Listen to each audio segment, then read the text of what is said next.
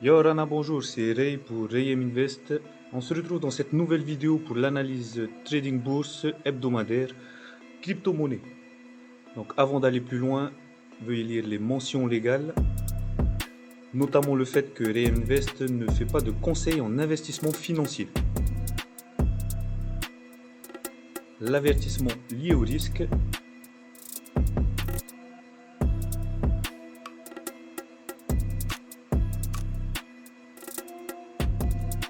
Avant de commencer, si ce n'est pas déjà fait, abonne-toi, active la cloche pour recevoir toutes les notifications et ne rien rater de nos prochaines vidéos.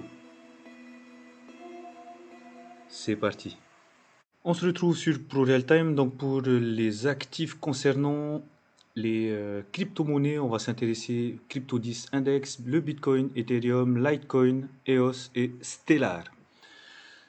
Alors, euh, tac, tac, tac, qu'est-ce qu'on peut dire de Crypto 10 Index? Donc on avait déjà identifié depuis ici, depuis le 27 mai, on pouvait identifier un range, ok, un gros range. Puis, le lundi 31 mai, on pouvait identifier un deuxième range. Donc, là, boîte dans une boîte. Et enfin, aujourd'hui, on identifie un troisième range. Boîte dans une boîte dans une boîte. En conclusion, cette borne haute-là du range, parce qu'en fait, ce sont les mêmes, hein, à 18 000, à 18 200, hop, ouais, 18 400. Okay. À 18 400, c'est une résistance très difficile à casser. C'est une résistance très difficile à casser. Une fois, deux fois travaillé, trois fois travaillé. Et on n'a toujours pas pété. Voilà. Donc, si on venait à casser cette borne haute et cette résistance horizontale, et qu'on venait à réintégrer la, la résistance, ouais, la résistance ascendante oblique, devenant support, il y a de fortes probabilités pour qu'on explose directement vers 22 000. Dans le cas contraire, voilà, on stagnera ici. Si on cassait par le bas, donc la barre des 16 000, on viendrait chercher la barre des 14 000. Et ensuite, si on cassait la barre des 14 000, on viendrait chercher la barre des 12 000. Donc là, c'est vraiment une stratégie de range. Étant donné que le biais long terme, okay, étant donné que le biais long terme est vraiment haussier, okay, dessus, il n'y a aucun doute.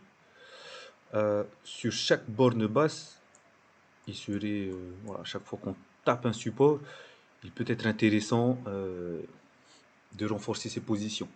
Okay. Bien sûr, tout ça en rapport à son money management, son risk management et la somme qu'on est prêt à perdre. Voilà. Avant de voir les gains, on voit ce qu'on peut perdre, ce qu'on peut se permettre émotionnellement de perdre, psychologiquement. Voilà. Tac, voilà ce qu'on peut dire de Crypto 10 Index. Passons au Bitcoin. Concernant le Bitcoin, bon, on a exactement la même chose. Voilà. C'est exactement la même analyse que la semaine dernière, puisqu'on est dans un gros range. Okay. Sauf qu'en plus, on peut en identifier un deuxième ici. Okay. Même si on n'est pas exactement dans un range, peut-être qu'éventuellement on a un... Hop. Vous me dites si vous arrivez à voir ce que je suis en train de dessiner. Vous me dites, je suis pas en live, mais bon. Hop.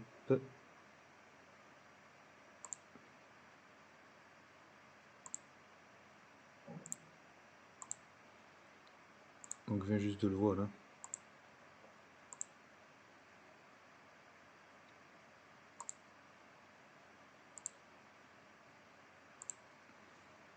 Alors, épaule, tête, épaule, cassure, throwback.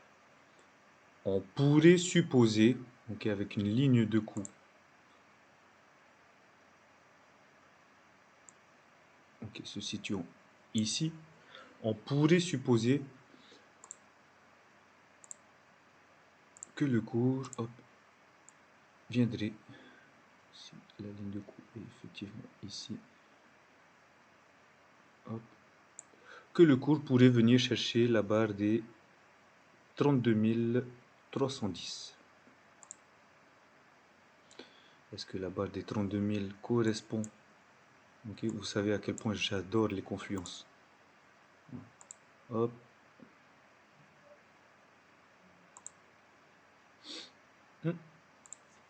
Elle serait pas mal. À voir ce que ça va donner. Ok, ce niveau-ci. Je vais le mettre dans une couleur différente. Parce qu'en fait, ça sera intéressant de voir ce que ça va donner. Ici, tac, tac, tac. Quelle couleur on va mettre? Ouais, voilà. Et très épais.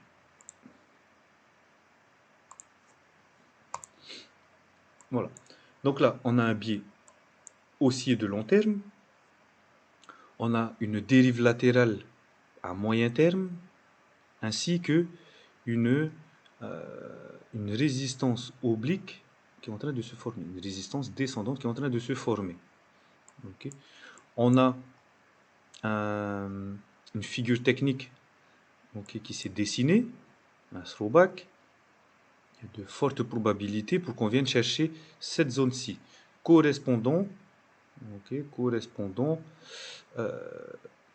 au report d'amplitude, bien sûr, ainsi que à au support oblique. Au support oblique. Alors, dans quel sens je dis que c'est une bonne zone de confluence? Premièrement, le report d'amplitude nous amène à ce niveau-ci. Okay. Ce niveau-ci correspondant en fait à un support ici. Okay.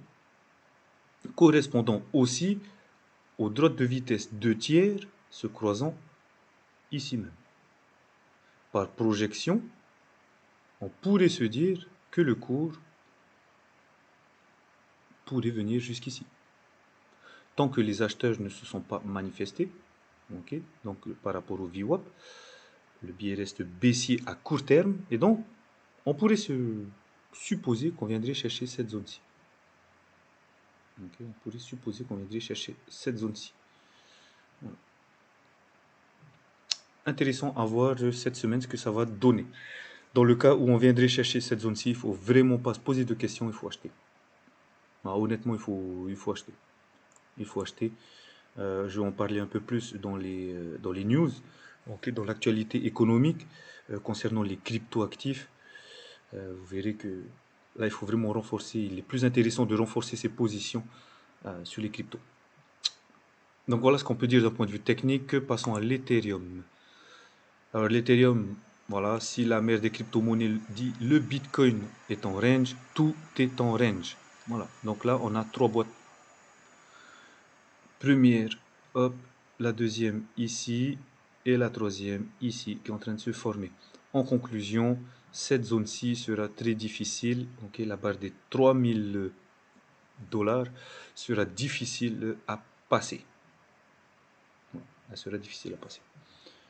Hop, tac, si on venait à casser ici, on viendrait chercher cette zone-ci.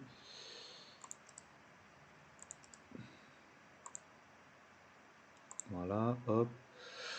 Et puis, si on venait à casser ici, on viendrait chercher la borne basse du range moyen terme qui dure depuis le jeudi 20 mai.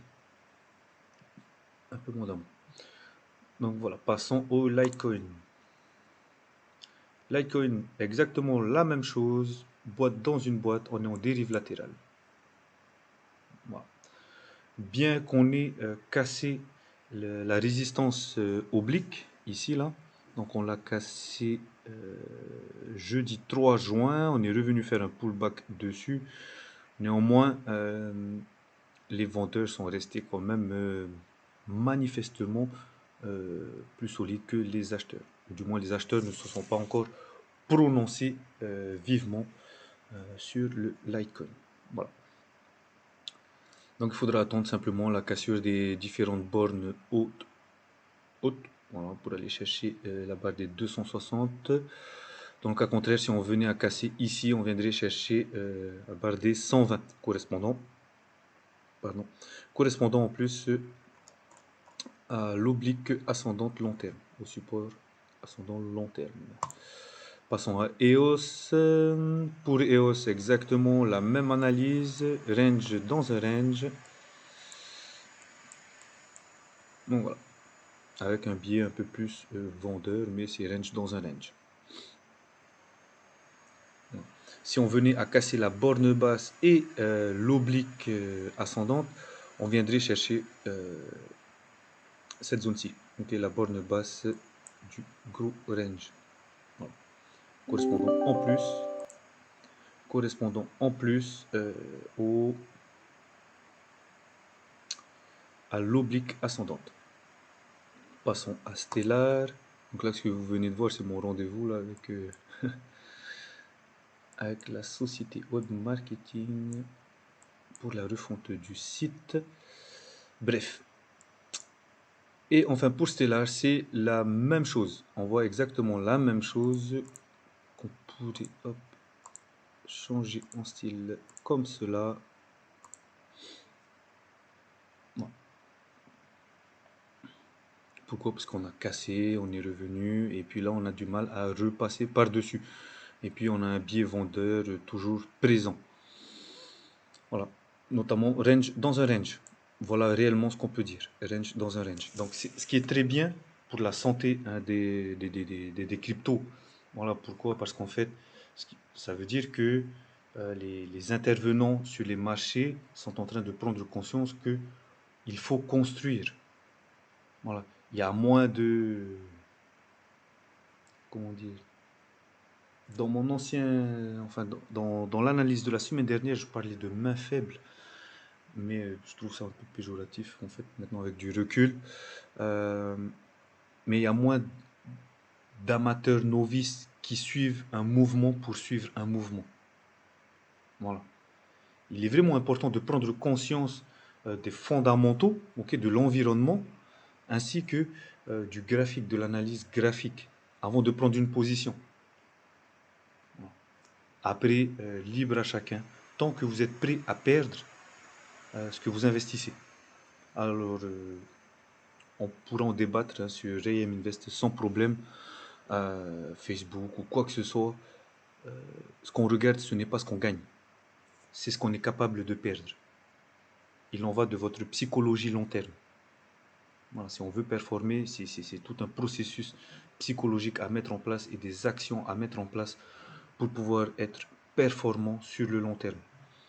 Voilà, faire des one-shot, c'est très bien, mais ça s'appelle de la chance. Et si vous avez de la chance, continuez. Récupérez tout de suite vos gains et sortez du game. Voilà. C'est un conseil, hein. Après, franchement, vous faites ce que vous voulez. Donc voilà ce qu'on peut dire d'un point de vue technique sur les actifs crypto. On va passer aux news, à l'actualité macroéconomique. Alors voilà, d'un point de vue de l'actualité, alors 5 points qui sont très importants, okay, qui sont très importants. Hop, je vais même mettre consolidation, construction.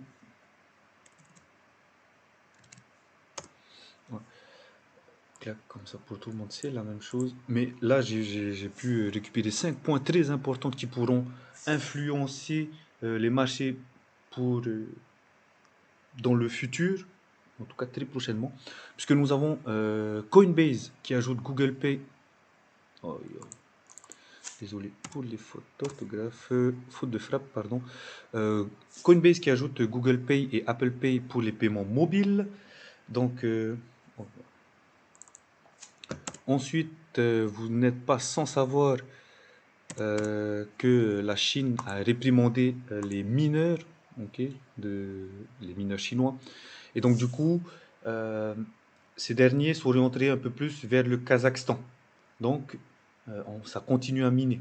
Voilà. C'est peut-être aussi pour ça, okay, cet environnement, que au niveau des cryptoactifs, on est en consolidation, on est en construction, okay, on est en attente. Pardon. Au niveau la CBDC, ok, qui vont s'appuyer sur la plateforme blockchain Ethereum ou Diem. Alors CBDC, c'est ni plus ni moins que la crypto-monnaie des banques centrales. Ok, voilà. Et puis j'ai même lu un article récemment disant que le crypto-yen n'est pas là pour concurrencer le crypto-dollar, mais pour concurrencer le Bitcoin. Alors ça c'est vraiment très motivant et j'ai hâte de voir leur projet. Voilà.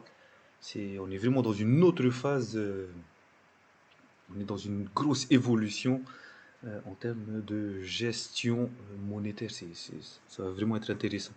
Donc Ethereum ou Diem. Diem, pour rappel, c'est la plateforme blockchain de l'ancien Libra. Okay, la crypto-monnaie Facebook qui n'a jamais vu le jour. Mais voilà, donc c'est ça Diem. Ensuite, le quatrième point, ce qui est très important, et puis ce que j'ai remarqué depuis un bon petit moment, mais là il fallait le souligner dans une vidéo, les CIF, donc américains, les CIF, les conseillers en investissement financier américains, recommandent les cryptos. Voilà, donc ce qui aura un gros engouement pour les investisseurs particuliers passant par des portefeuilles autogérés. Et du coup, ça portera ses fruits pour les investisseurs crypto. Voilà, pour les traders crypto-traders intelligents et formés. Et enfin, le cinquième point, donc Sheets, qui est la première chaîne de magasins. Oh là là, il y en a des fautes de frappe là. Ok, première chaîne de magasins de proximité américaine acceptant les paiements en crypto, notamment le Bitcoin, le Litecoin, Ethereum et Doge. Alors Doge existe toujours, pour moi ça reste un...